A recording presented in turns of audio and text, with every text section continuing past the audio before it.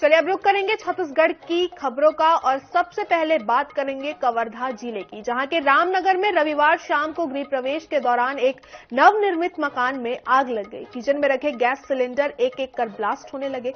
Fire brigade की मदद से आग को काबू किया गया। घटना से कोई जनहानि नहीं हुई, लेकिन आग की चपेट में आया नया फर्नीचर जलकर खाक हो गए। मामला सिटी कोतवाली थाना क्षेत्र के रामनगर कॉलोनी का है। बताया जा रहा है कि खाना बनाते समय गैस सिलेंडर रिसाव होने से आग लगी है।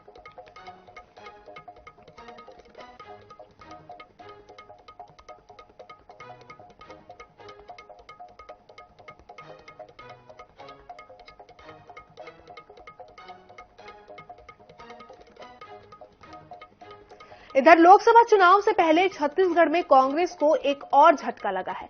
अब दुर्ग से कांग्रेस नेता गुरमीत कौर धनई ने पार्टी को अपना इस्तीफा थमा दिया है। गुरमीत कौर धनई ने पीसीसी चीफ दीपक बैस को पत्र लिखकर इस्तीफा दिया है। बता दें कि गुरमीत कौर धनई पिछले 30 सालों से कांग्रेस संगठन से जुड़ी थी। गुरमीत कौर धनई का कहना है कि अब कांग्रेस की नीति और सोच में परिवर्तन हो गया है, इसलिए उन्होंने कांग्रेस की सदस्यता से इस्तीफा दे दिया है।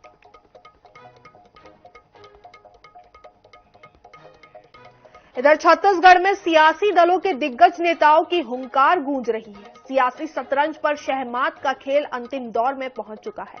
हाई प्रोफाइल सीट राजनांदगांव के खैरागढ़ में भाजपा के चाणक्य अमित शाह ने हुंकार भरी। उन्होंने कांग्रेस पर जमकर हमला भी बोला। शाह ने कहा कि कांग्रेस झूठ का व्यापार कर रही है और भरोसा दिलाया कि भाजपा कभी आरक्षण नहीं खत्म करेगी। शाह ने आमजन को छत्तीसगढ़ से नक्सलवाद खत्म कर देने का भरोसा भी दिलाया। इस दौरान उन्होंने राजनांदगांव से कांग्रेस प्रत्याशी पूर्व सीएम भूपेश बघेल पर भी जमकर निशाना साधा। महादेव ऐप और शराब के मामले को लेकर शाह ने तंज कसा और कहा कि भूपेश सरकार के महादेव के नाम पर करप्शन किया। कांग्रेस सरकार ने शराबबंदी का वादा किया, लेकिन प्रदेश में शराब की नदियां बहा दी। उन्होंने लोगों से भाजपा प्रत्याशी संतोष पांडे को समर्थन देने की अपील की और चुटकी लेते हुए कहा कि इस बार कमल के निशान पर ऐसा बटन दबाए कि करंट इटली तक जाए। अभी मैंने टीवी पर देखा, कांग्रेस के नेता खड़गे जी ने कहा मोदी जी संविधान बदल देंगे और इनके चेले चपाटे नीचे कहते हैं मोदी जी आरक्षण खत्म कर देंगे। भाइयों और बहनों, मैं छत्तीसगढ़ की जनता को कहने आया हूं, जब तक भारतीय जनता पार्टी राजनीति में है, आरक्षण को हम कुछ नहीं होने देंगे। आरक्षण चाहे आदिवासियों का हो, दलितों का हो या पिछड़े समाज का हो, भारतीय जनता पार्टी न आरक्षण खत्म करेगी, न कांग्रेस खत्म करना चाहे तो उसको हम खत्म भी नहीं करने देंगे। भाई और बहनों, ये भूपेश कक्का की सरकार थी। नक्सलवाद के खिलाफ हमारा आंदोलन बहुत मंद हो गया था। हमारे मुख्यमंत्री उप मुख्यमंत्री की जोड़ी ने इतने कम दिन में 54 से ज्यादा नक्सलवादियों को ढेर करने का काम किया। 150 से ज्यादा लोगों को अरेस्ट करने का काम किया है और 250 से ज्यादा लोग सरेंडर कर गए हैं। भाई और बहनों, ये 10 साल के अंदर मोदी जी ने नक्सलवाद को पूरे देश से समाप्त किया है।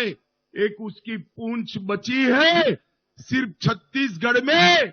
मैं आपको विश्वास दिलाता हूं, मोदी जी को तीसरी टर्म दे दीजिए, 3 साल में नक्सलवाद को हम समाप्त कर देंगे, छत्तीसगढ़ से समाप्त कर देंगे। भाजपा ने संकल्प पत्र में युवा, महिला, किसान और गरीबों पर विशेष फोकस किया गया है। छत्तीसगढ़ के सीएम विष्णुदेव साय ने कहा कि ये विकसित देश की परिकल्पना साकार करने वाला संकल्प पत्र है। सभी बिंदुओं को ध्यान में रखते हुए संकल्प पत्र तैयार किया गया है। सीएम विष्णुदेव साय से खास बातचीत की आईएनएच संवाददाता ने।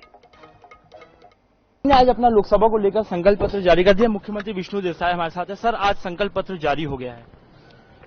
आज हमारे देश के यशस्वी प्रधानमंत्री श्री नरेंद्र मोदी जी ने मोदी की गारंटी 2024 संकल्प पत्र जारी किया है, जिसमें 2047 तक विकसित भारत और 2029 तक भारत देश को तीसरी आर्थिक ताकत बनाने पर जोर है। और जो ज्ञान है, जी का मतलब गरीब, वाई का मतलब यूथ युवा, ए का मतलब अन्नदाता और एन का मतलब नारी, इन 4 क्षेत्रों में विशेष फोकस है और इनके उत्थान के लिए आने वाले समय में काम होगा। तो ये थे हमारे साथ मुख्यमंत्री विष्णु देसाई, जिन्होंने बताया कि भाजपा का जो लोकसभा का पत्र है वो यहाँ पर जारी कर दिया गया है और निश्चित रूप से विकसित भारत बनाने के लिए इस जो संकल्प पत्र है ये जारी किया गया। कैमरामैन इकराम कुरैशी के साथ मोहम्मद हसन, NS 24/7 रायपुर। इधर भाजपा के घोषणा पत्र को लेकर सियासत भी शुरू हो गई है। छत्तीसगढ़ के नेता प्रतिपक्ष चरणदास महंत ने घोषणा पत्र को शून्य करार दिया है। उन्होंने भाजपा पर पुराने वादे पूरे नहीं करने का भी आरोप लगाया है। चरणदास महंत से खास बातचीत की आईनेट संवाददाता मुकेश सिंह बैस ने। चुनाव के लिए जो है पारा चढ़ता जा रहा है और आज जो है भाजपा ने अपना घोषणा पत्र जारी किया है। कांग्रेस इस मामले में आ गया, उससे पहले ही अपना घोषणा पत्र जारी कर दिया था। नेता प्रतिपक्ष चरणदास महंत जी हमारे साथ है, सीधे उनसे जानते हैं कि इस जो भाजपा घोषणा पत्र है उसको लेकर क्या आपकी राय है। देखिए, अभी चुनाव का पारा चढ़ा नहीं है, आज 36 आ रहा है, वही देखा मैं। पारा चढ़ेगा अभी 2-4 दिन बाद, आज के बाद से ज्यादा चढ़ेगा। आज के बाद से हमारे पास समय है कि हम भारतीय जनता पार्टी के घोषणा पत्र को अपने घोषणा पत्र से तुलना करें। जब तुलना करना शुरू करते हैं तो हमें यहाँ के कृषकों के लिए, यहाँ की हमारे बहनों के लिए, यहाँ के हमारे नौजवानों के लिए, यहाँ के हमारे युवा साथियों और श्रमिकों के लिए कुछ भी रास्ता नहीं दिख रहा है जिसको उसने दिखाया। 10 साल से वो अपनी बात कहते आ रहे हैं। 10 साल से उन्होंने अपना घोषणा पत्र जारी किया था। उन्हीं 10 साल के ही पुराने बिंदुओं को अभी तक कुछ भी नहीं मिला है। भारतीय जितने भी हमारे भारतीय लोग हैं सब समझ रहे हैं। और जब भी हम लोग घोषणा पत्र जारी करते हैं तो ये कहा जाता है कि हमारे पूर्व घोषणा यथावत रहेंगे। हमने भी घोषणा पत्र जारी किया तो हमने कहा कि हमारे पूर्व के जितने घोषणा पत्र हैं उसके कहे हुए बात जारी होंगे, तो इनके भी पूर्व के कहे गए बात जारी होंगे। आज भी 2 करोड़ लोगों की नौकरियां हमें चाहिए, आज भी हमें 15 लाख रुपए चाहिए, आज भी किसानों के जो उनने वादा किया था उस हिसाब से उनका आमदनी दुगनी होनी चाहिए, वो तो कुछ भी नहीं दिख रहा। इसलिए घोषणा पत्र बिल्कुल ही शून्य है। बीजेपी वालों का दावा है कि मोदी की गारंटी के दम पर छत्तीसगढ़ में पूरी 11 सीटें जीतेंगे। कांग्रेस कितनी सीटें जीतेगी आपको? देखिए, हम लोग अभी कोई भविष्यवाणी नहीं कर सकते, न करेंगे। मोदी जी की गारंटी जो है अब समझ में आ जाएगी। 4 महीने में जब उनके प्रदेश की गारंटी ने पूरा नहीं किया, 101 बिंदु मेरे पास हैं जिन्होंने अपने विधानसभा के दौरान उसमें कोई भी बजट का प्रावधान नहीं रखा है। तो ये गारंटी तो दिल्ली वाली है जो 10 साल से नहीं आई है, शायद अभी भी नहीं आई। जी देखिए, साफ तौर पर कहना है कि भाजपा का जो घोषणा पत्र है उसमें कुछ भी नहीं है और साथ ही इन्होंने ये भी कहते हुए नजर आ रहे हैं कि बीजेपी जो है वो लगातार वादे बस करती है और उन वादों को पूरा करने में फेल है। मुकेश सिंह बैस, INET 24/7 जांजगीर चांपा। खबरों में आगे बढ़ते हुए रुक करेंगे बिलाईगढ़ के बेल टेकरी गांव का, जहां राजस्व मंत्री टंकराम वर्मा भाजपा कार्यकर्ता सम्मेलन में शामिल हुए। इस दौरान बड़ी संख्या में कांग्रेसी नेता और ग्रामीणों ने भाजपा की सदस्यता ली। सभा को संबोधित करते हुए टंकराम वर्मा ने कहा कि 2014 से पहले भारत पाकिस्तान और चीन से परेशान था। अब प्रधानमंत्री नरेंद्र मोदी ने चीन और पाकिस्तान का जीना हराम करके रखा है। आप सबके सहयोग से भाजपा 400 सीटें पार करेगी और नरेंद्र मोदी तीसरी बार देश के प्रधानमंत्री बनेंगे। आज भारतीय जनता पार्टी का कार्यक्रम बेलटिकरी में था। आज इस क्षेत्र के बहुत से कांग्रेस के कार्यकर्ताओं ने भारतीय जनता पार्टी की सदस्यता ग्रहण की है, भारतीय जनता पार्टी में शामिल हुए हैं। भारतीय जनता पार्टी का संकल्प पत्र, मोदी जी का जो संकल्प है 2047 तक भारत को विकसित राष्ट्र और छत्तीसगढ़ को विकसित राज्य बनाने, इस दिशा में। इधर छत्तीसगढ़ के डिप्टी सीएम अरुण साव ने कांग्रेस पर करारा हमला बोला है। उन्होंने कहा है कि कांग्रेस जनता से हमेशा झूठा वादा करती है, लेकिन सरकार बनने के बाद वादा पूरा नहीं करती है। उन्होंने कन्हैया अग्रवाल के पीएम मोदी पर दिए गए बयान पर नाराजगी जाहिर की है। अरुण साव ने तंज कसा है कि कांग्रेस में टुकड़े टुकड़े गैंग के नेता है। एक गरीब का बेटा देश का पीएम है, उन्हें बर्दाश्त नहीं हो रहा है। देश को बांटने का उनका मंसूबा कामयाब नहीं हो रहा है। ऐसे में इस तरह की भाषा का इस्तेमाल कर रहे हैं।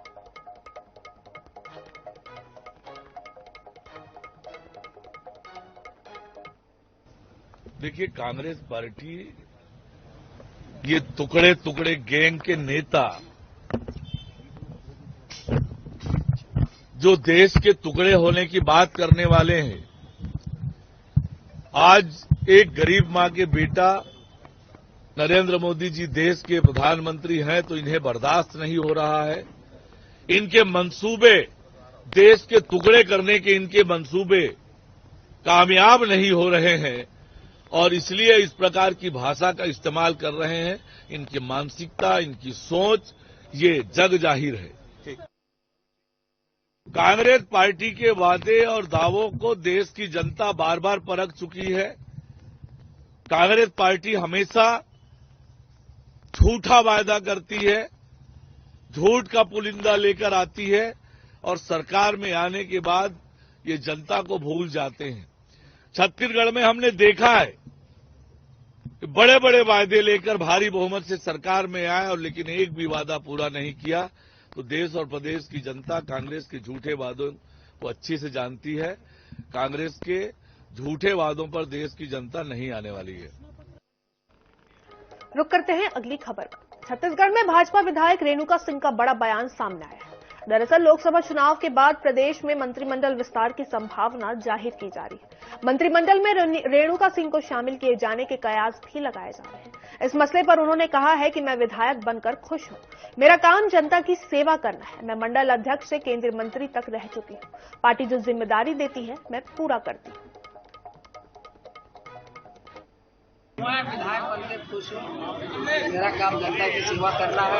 मैं सुखतरा गांव में गई जहाँ पर 45 घर है, 175 वहाँ पर पब्लिक है। मैंने उस गांव के लोगों की तकलीफ को देखा है। मैं तय कर ली हूँ कि मैं तो बस जनता की सेवा करूँगी। मैं विधायक के रूप में, सांसद के रूप में और दोनों सरकार में मंत्री के रूप में काम कर रही हूँ। बस मेरा अपना केवल और मेरा जीवन इस क्षेत्र की जनता की सेवा। खबरों में आगे बढ़ते हुए अब बात करेंगे सूरजपुर के चांदनी बिहारपुर में, जहां एक ऐसा गांव है जहां के लोग कई किलोमीटर तक चलकर नदी से पानी लाते हैं। ये लोग आज भी जरूरी सुविधाओं से वंचित हैं। दरअसल पांडो जनजाति के 25 परिवार के लोग पहले ही पाछ में रहते थे, लेकिन उसे छोड़कर ये लोग पहाड़ के बीचों बीच सड़क किनारे आकर बस गए ताकि इन्हें बुनियादी सुविधाएं मिल सके, लेकिन इन्हें यहां जरूरी सुविधाएं भी नहीं मिल पाई है।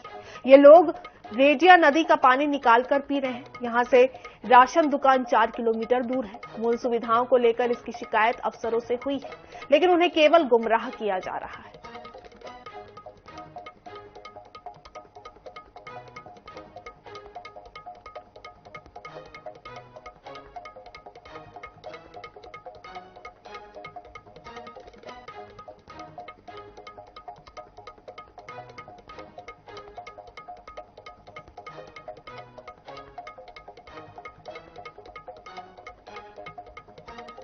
सूरजपुर से खबर हम आपको बता रहे हैं, जहां पे लोगों को जांच के नाम पर सिर्फ गुमराह किया जा रहा है। ये लोग जरूरी सुविधाओं से भी वंचित है।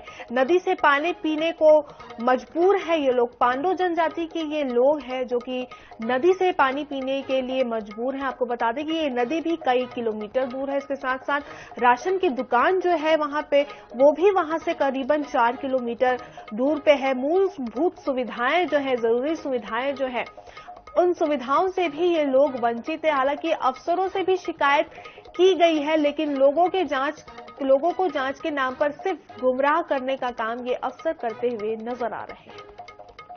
इसमें ये तथ्य संज्ञान में आया है और हम तत्काल ईपीएचई को इसमें निर्देशित कर रहे हैं कि स्पॉट पे जाकर निरीक्षण कर लें। इसके आगे जैसे भी उनका रिपोर्ट रहेगा उसके अनुसार से कार्रवाई हम करेंगे।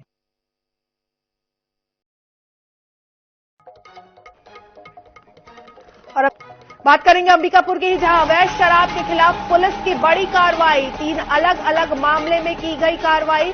पुलिस ने 120 लीटर महुआ शराब की जब्त। 10 से अधिक आरोपी को किया गया गिरफ्तार।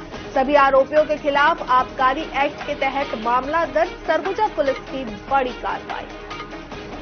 तो सभी के खिलाफ आबकारी एक्ट के तहत मामला दर्ज कर लिया गया है। आपको बता दें कि सरगुजा पुलिस की ये बड़ी कार्रवाई। अंबिकापुर से खबर हम आपको बता रहे हैं, जहां अवैध शराब के खिलाफ पुलिस की बड़ी कार्रवाई सामने आई है। 3 अलग अलग मामलों में ये पूरी कार्रवाई की गई है। इसके साथ साथ आपको ये भी बता दें कि पुलिस ने 120 लीटर महुआ अवैध शराब जब्त किए हैं। 10 से ज्यादा आरोपियों को इस पूरे मामले में गिरफ्तार भी किया गया है।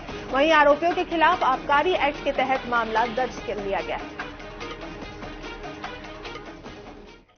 रुक करते हैं रायपुर का, जहां आज भाजपा का शक्ति प्रदर्शन। भव्य रैली के जरिए नामांकन दाखिल करेंगे बृजमोहन अग्रवाल।